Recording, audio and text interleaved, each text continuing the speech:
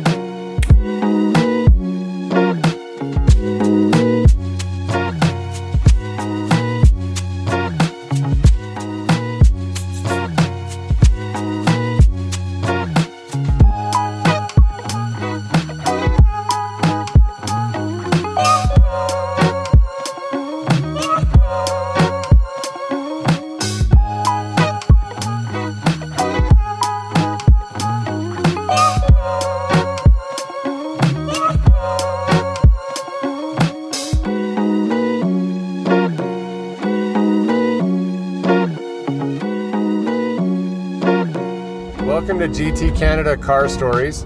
So as you just saw, we have picked up a new project.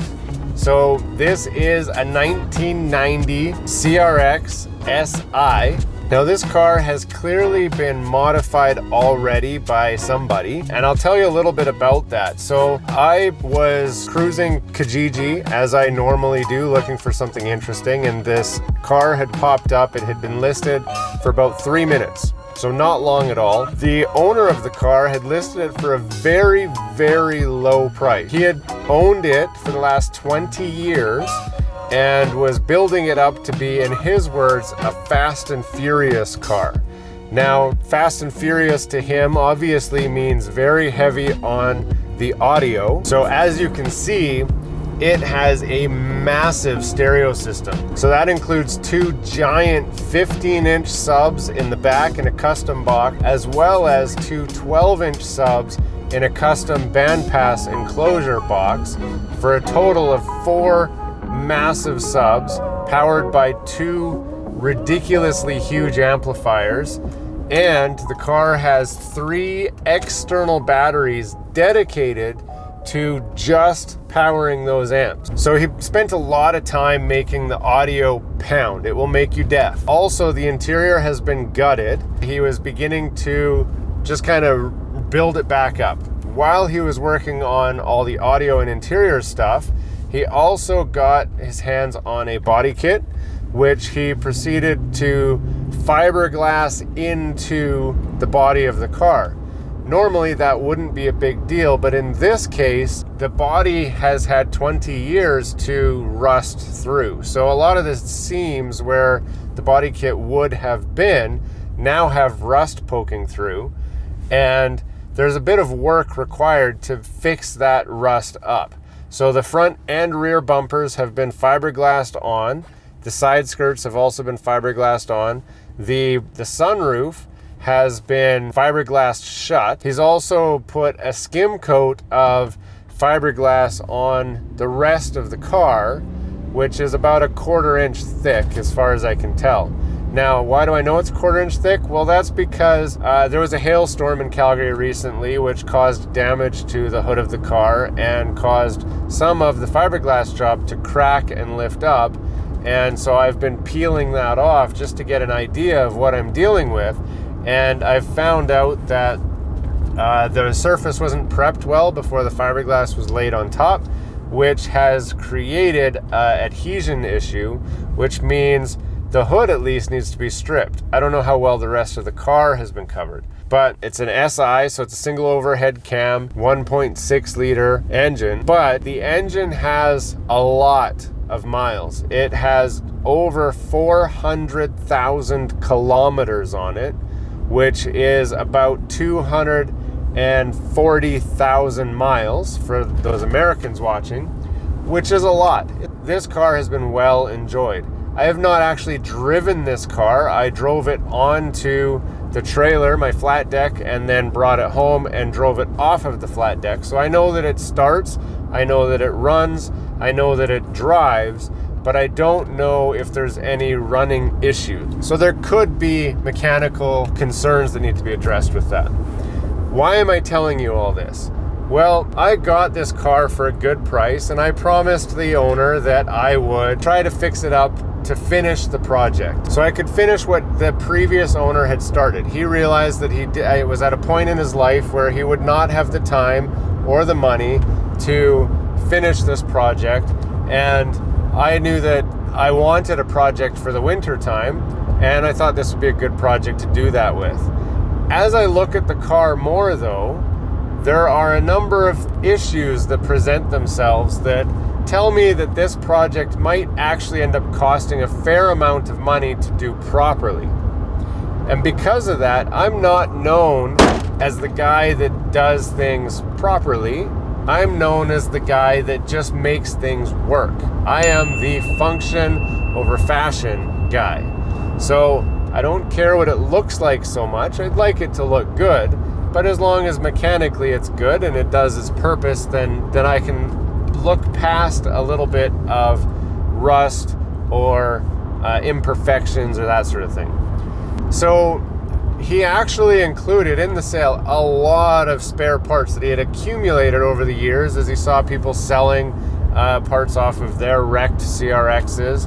And I'm told that the majority of the interior is all there. The seats have been swapped out.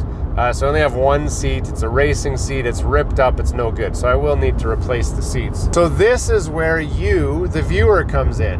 What I want to know is, what should I do with this car? In my mind, we have three options.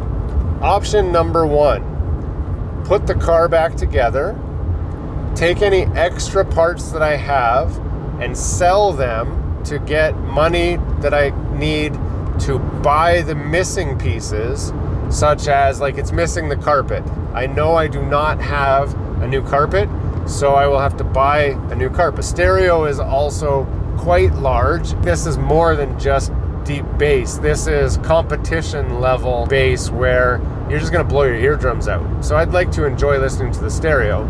So I'll take out the stereo components and rebuild that to be something nice, but still classy and exclamation marks. And then just kind of finish the car. It is registered in my province, active, so I don't have to do any inspections or anything like that. And I'm told that it'll drive. Now, if I'm doing this option number one, I also wanted to buy a cheap turbo kit for the car and throw it on and run it until the engine blows up. 400,000 K, it's probably pretty tired anyway. Why not throw, 5 PSI of boost at this little D-series engine and have a little bit of fun until the engine blows up, and then figure out what to do at that point.